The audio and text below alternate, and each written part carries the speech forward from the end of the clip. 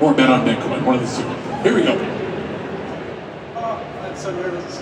Hi, John. My name is Adam.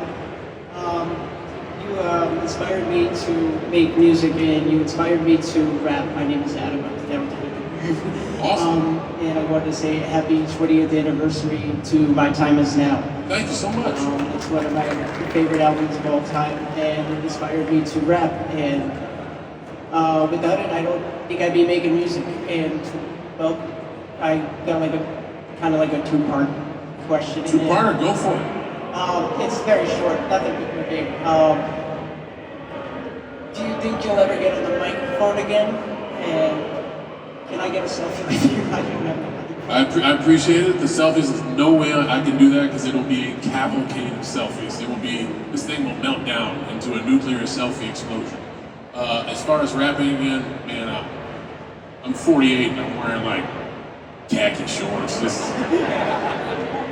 platinum rapper.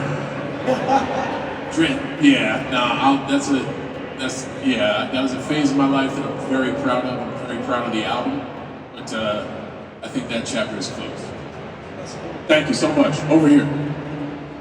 Hey John, I just wanted to say thank you for all the time and everything you've given us over the years, and you've earned this tour. And my question is, what's the most valuable lesson that you've learned in life? That's a great question. Be authentic. Because if you are yourself, you will learn from your mistakes very quickly. If you're someone else that you think someone wants you to be, you can always blame them.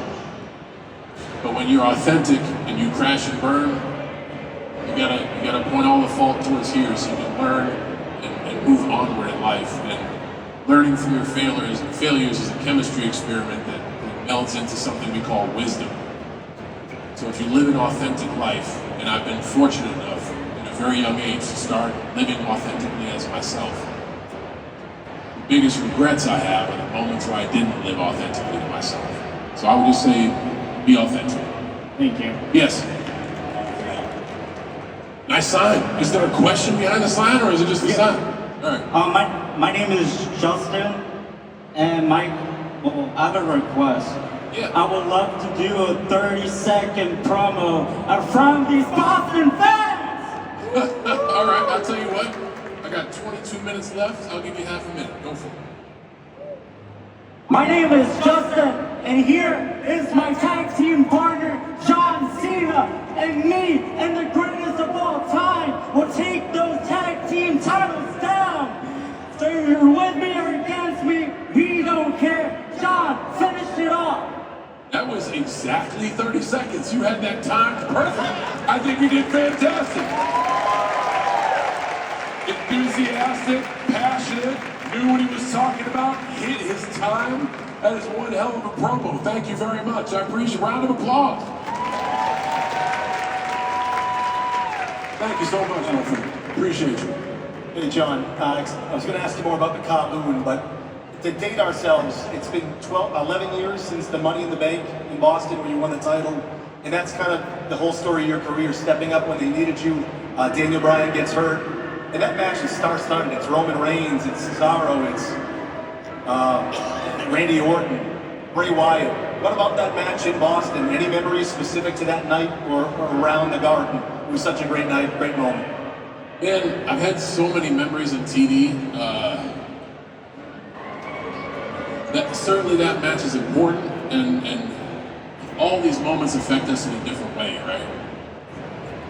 One of my favorite moments in TD, if I may shift, I'm not directly answering your question, but you did ask about the building itself. I was on the road to WrestleMania with The Rock, and Rock is one of a kind. He's in his own universe, and I'm talking about for real. Dwayne Johnson it's his planet. We're kind of just all watching him work. And he comes back. We have a bunch of time on the mic because we're only going to do one match. We got a year build, and we came to Boston. I got to admit, you guys didn't like me when I showed up because I'm out there with the freaking Rock. The Rock is electric. But you allowed me to speak, You allowed me to speak as one of you. And in the matter of like 15 minutes, you changed. And I'll never forget the energy shift in the building. And man, that was absolutely my favorite moment in that building. To walk in to what I thought was my hometown, that was an audience that might have been a little grumpy that morning. And by the end of the night, I felt like I was at home. And I'll never, ever forget that. Thank you. Yep. Hi, I just wanted to ask, have you accomplished all your goals in life? And if not, what's one goal you would love to accomplish? It's a great question. I think I only have one constant goal. The rest of the stuff is just stuff that happens. The goal is to just try to be useful every day. And I think life is the greatest gift of all, and I just don't want to waste my minutes. You know, that's the one goal I try to have, is to be useful all day or every day. Thank you. Thank you. Yes. Hey John, welcome to Boston. Thank you so much. I'm a huge Peacemaker fan, and congrats on that. 2 weeks until season 2. Yeah. I hope everybody watches. By attending this event, you agree to watch Peacemaker 2. I'm kidding. Thank you guys. Hopefully a fun question from season 1. Yes. My favorite post-credit scene was when you're ranting off all the people who should have been framed instead of their dad. Yes. Do you have a favorite on that list of who you called out? So it wasn't just me calling everybody out. Like, we did a few takes as written, and then Peacemaker 1, we filmed during COVID, so like the only time we could hang out with each other was when we were working. So I just took a take and did like the first 10 names that came off of my head, and James was like, do another one. So we did another take, and then he just kept the camera on me, and everyone at the table, including James Gunn in the back with a megaphone, would just rifle in names, and that's what you see in the outtakes. It's literally everyone's name suggestion. And they would just say these names, and I would rattle them off. I thought it was a good bit. I'm glad you enjoyed it, and I'm glad they put it in the show after the credits. So thank you. Yes, here. Hi. Mario, what's up? I actually have an anime-related type of question. If you could voice act, if you had the opportunity to voice act in any anime show, whether past or present, which would it be? Man, anime is not a huge part of my life, but I do love Fist of the North Star. There's that one fan right there, you and me. We love it. Yes. So I'd probably sneak a part in Fist of the North Star. Anime production should be knocking on the door any minute now. Right on. We'll go back over here. Hello, John. You've been having a stellar and very successful Hollywood career with Bumblebees, Peacemaker, Fast, Furious movies. I want to take it back to 2006.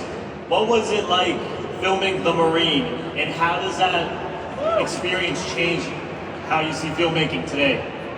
Well, I didn't take it serious. The movie came out in 2006. The movie was shot in 2005. I wanted to be a world champ. I didn't want to be in a movie.